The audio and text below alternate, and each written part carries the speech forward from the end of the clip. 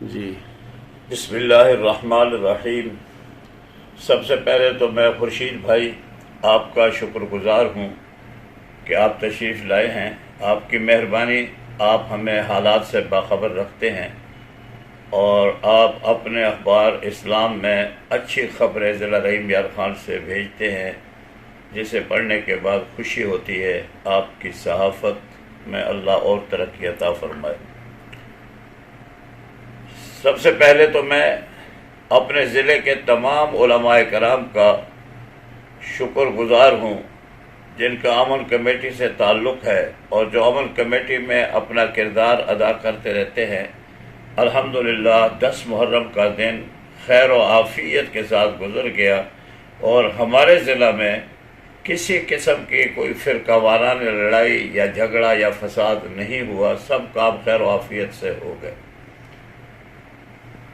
آج میں آپ کو جس سلسلے میں نے بلایا ہے یا بات کرنے کے لیے، گزارش یہ ہے کہ پاکستان کے اندر پہلے ہی غریب عوام بڑی مشکل زندگی گزار رہے ہیں۔ مہنگائی کی وجہ سے جینا دوبھر ہو گیا ہے۔ مشکلات اور مسائل، بچوں کی فیس، اسکولوں کی تعلیم، علاج، روزگار، تمام چیزیں ناپید ہیں۔ مشکلات سے لوگ بالکل حد سے زیادہ مشکلات میں مبتلا ہے، خاص طور پر غریب عوام۔ جب پی ڈی ایم کی حکومت آئی تھی تو خیال یہ تھا کہ شاید ان کے آنے سے بہت بڑی تبدیلی آئے گی اور ڈالر بھی جو ہے نا سستا ہو جائے گا، اشیاء جو زندگی کے کھانے پینے کی چیزیں ہیں وہ بھی سستی ہو جائیں گی۔ لیکن بڑے افسوس سے یہ بات کہنی پڑتی ہے کہ شہباز شریف کی حکومت نے اس ملک کے اندر مہنگائی کو ختم کرنے کے بجائے اپنے کرپشن کے کیسز تو ختم کیے ہیں، لیکن مہنگائی میں کوئی فرق نہیں پڑا۔ غریب عوام کو پی ڈی ایم کی حکومت سے کوئی فائدہ نہیں ہوا جو ہونا چاہیے تھا۔ خیال تو یہ تھا کہ عمران خان کی حکومت تو ناکام ہو گئی، تو اس کے ناکامی کے بعد اب یہ لوگ آئیں گے تو شاید یہ بہت بڑے کارنامے سر انجام دیں گے۔ لیکن آج پھر سوشل میڈیا کے ذریعے سے یہ معلوم ہوا کہ پٹرول 19 روپے مہنگا ہو گیا ہے، بجلی خود مہنگی ہو گئی ہے۔ تو آپ بتائیں، جب پٹرول مہنگا ہوتا ہے تو صرف پٹرول مہنگا نہیں ہوتا، پٹرول کے مہنگا ہونے کے ساتھ زندگی کی تمام ضروریات کی چیزیں مہنگی ہو جاتی ہے۔ آٹا مہنگا، دال مہنگی، گھی مہنگا، چینی مہنگی، ہر چیز مہنگی ہو جاتی ہے۔ پہلے ہی مہنگائی کی وجہ سے غریب عوام پسا ہوا تھا، لیکن اب 19 روپے جب پٹرول مہنگا ہو گیا تو آپ خود اندازہ لگائیں کہ مہنگائی کہاں تک پہنچے گی۔ اور اس مہنگائی میں وہ مزدور آدمی جو 800، 900 یا 600 روپے دہاڑی کماتا ہے، آپ خود سوچیں کہ اس 600 میں وہ بجلی کا بل کیسے ادا کرے گا، گیس کا بل کیسے ادا کرے گا، وہ اپنے ماں باپ کا علاج کیسے کرے گا، بچوں کو تعلیم کیسے دے گا، اس کے لیے تو زندگی عذاب بن گئی ہے۔ تو غریب عوام کے لیے جو آواز اس ملک میں مذہبی اور سیاسی جماعتوں کی طرف سے اٹھنی چاہیے تھی، افسوس ہے کہ اس کا حق کسی نے ادا نہیں کیا، کسی کو بھی اس کا خیال نہیں آیا۔ ہم الیکشن کے دنوں میں غریب عوام کے پاس تو جاتے ہیں، لیکن الیکشن میں ووٹ حاصل کرنے کے بعد پھر ہم غریب عوام کے مسائل کو بھول جاتے ہیں۔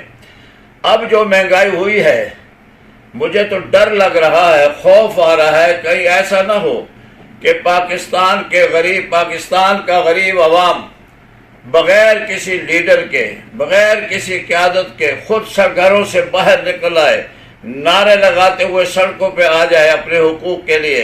اگر تمام لوگ باہر نکل آئے اور اسی طرح باہر نکل کر دھرنے، جلسے، جلوس اور اس قسم کے پروگرام شروع ہو گئے جس کی کوئی قیادت نہ ہو، تو پھر اس کی وجہ سے جو نقصان ہوگا وہ سب کو مد نظر رکھنا چاہیے، ذہن میں رکھنا چاہیے۔ کہیں ایسا نہ ہو کہ ایسا انقلاب آ جائے جو کسی طرح فرانس میں کبھی انقلاب آیا تھا۔ اور اس وقت لوگ تنگ آ چکے ہیں۔ چاہیے تھا کہ سیاسی جماعتوں کی طرف سے، مذہبی جماعتوں کی طرف سے غریب عوام کے حقوق کے لیے آواز بلند ہوتی۔ سب سے بڑا جہاد ہے اللہ کے مخلوق کو فائدہ پہنچانا، اس کی طرف توجہ دینی چاہیے۔ اور میں سمجھتا ہوں کہ پی ڈی ایم کی حکومت میں اقتدار میں آنے کے بعد شہباز شریف وغیرہ نے مہنگائی تو ختم نہیں کی، لیکن اپنے کرپشن کے کیس، اسحاق ڈار کے کرپشن کے کیس، شہباز شریف کے کرپشن کے کیس، نواز شریف کے کرپشن کے کیس، ان کی اولادوں کے کرپشن کے کیس، ان کے خاص دوستوں کے کرپشن کے کیس، وہ تو سب ختم ہو گئے ہیں، لیکن غریب عوام کو اس اقتدار کی وجہ سے کوئی فائدہ نہیں ہوا۔